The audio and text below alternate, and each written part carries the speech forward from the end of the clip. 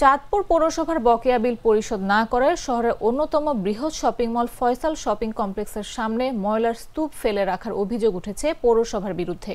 এতে মুহূর্তে এলাকা জুড়ে দুর্গন্ধ ছড়িয়ে পড়ে এবং পথচারী ও ব্যবসায়ীরা চরম ভোগান্তিতে পড়েন। রোববার দুপুরে শহরের বাসস্ট্যান্ড এলাকায় অবস্থিত ফয়সাল শপিং কমপ্লেক্সের গাড়ি পার্কিং প্রবেশ মুখে বিপুল পরিমাণ ময়লা ফেলে রাখা হয়।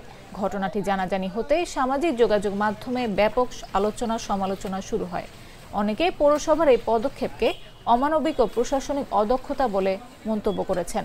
ফয়সাল শপিং কমপ্লেক্স ব্যবসায়ী সমিতির সভাপতি মোশাররফ হোসেন মশু বলেন, কিছু বকেয়া বিলের জন্য এমন অমানবিক আচরণ কোনোভাবেই গ্রহণযোগ্য নয়। এদিকে ঘটনাটির কারণে শুধু ব্যবসায়ীরাই নয়, আশেপাশের দোকানদার ও সাধারণ পথচারীরাও চরম ভোগান্তির শিকার হচ্ছেন।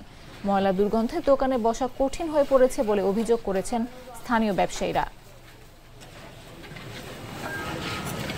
পৌরসভা ব্যবস্থা নিচ্ছে বলতে আমাদের কাছে কিছু ট্যাক্স পানাস থাকতেই পারে, তো ট্যাক্স পানাস আছে, অথবা আমাদের পানি লাইন কাটছে, দরকারে দরজা বন্ধ করে দেওয়া না, ডেট বন্ধ করে দেওয়া, ময়লা হালাইলে তো বিভিন্ন মাসে চলাফেরা করলে একটা অসুবিধা না। তো ওনারা জানাশোনা জ্ঞানী বৃদ্ধি লোকেরা যদি এই কাজ করে তাহলে অন্য মানুষ কি করবে? ক্ষতি তো আমাদের মার্কেট না, জনগণ হাজার হাজার জনগণ আইতেছে যাইতেছে, ব্যাগকে গন্ধ পাইতেছে। এখন বিষয়টা হচ্ছে টাকা পয়সা পাড়া থাকতেই পারে, আমগো মার্কেটে আমরা দেনা থাকতে পারি, আমরা হয়তো লাইন কেটটা দিব, নাহলে পানি লাইন কেটটা দিব, নাহলে দরজা বন্ধ করে দেবো, কিন্তু ময়লা হালিয়ে তো 10 জনের নষ্ট করাটা ঠিক না।